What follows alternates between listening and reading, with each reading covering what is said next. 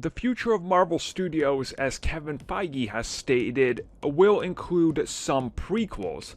But then he followed up because, of course, some people are confused, thinking that he's saying there's going to be a lot of prequels, with the fact that he wants us to know that it's not all about prequels. And as a matter of fact, we're going to tell stories in the here and now, in the before, and the after. Let's get to that. So here is the direct quote that Kevin Feige had in relation to getting asked to follow up on his comments about more prequels in the MCU. And he said, and I quote, "The notion of exploring the past, present, and future of the MCU is certainly in the cards for all of our characters." End quote. So people have decided to somehow not read his comment for what it is, which is quite literal, one-to-one, a simple answer to what you want to know. So I'm going to break this down in the simplest way possible because that's what we do here. The notion of exploring the past, present, and future of the MCU. So what he's talking about is prequels and flashbacks, the present, current events and sidesteps during current events, aka the Falcon and the Winter Soldier and WandaVision, taking place around the same time to some degree and being prequels to Spider-Man Far From Home. Again, that's past and present. And then he says the future of the MCU.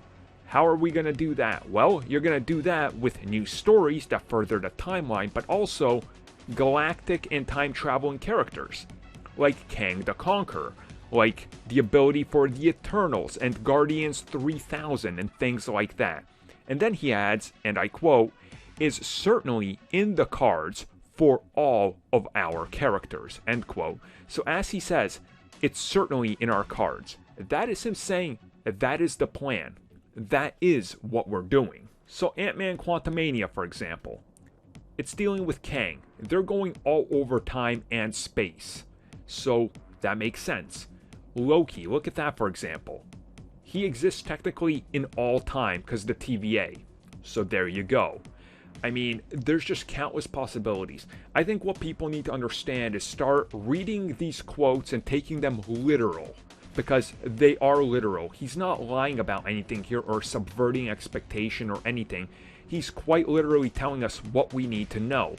We will explore everything, past, present, and future, with all characters, because Peter Quill, who's to say in the third film he doesn't have a flashback to the 80s? There's your past. Who's to say we don't explore the future because somebody from Guardians 3000 ends up time traveling due to disruptions in the timeline and he's now joining the Guardians? It's all possible because that's their goal, to make it more like the comics. So we're going to explore everything. Past, present, and future. All of it will be explored from this point on out, sometimes within the same exact project you're watching.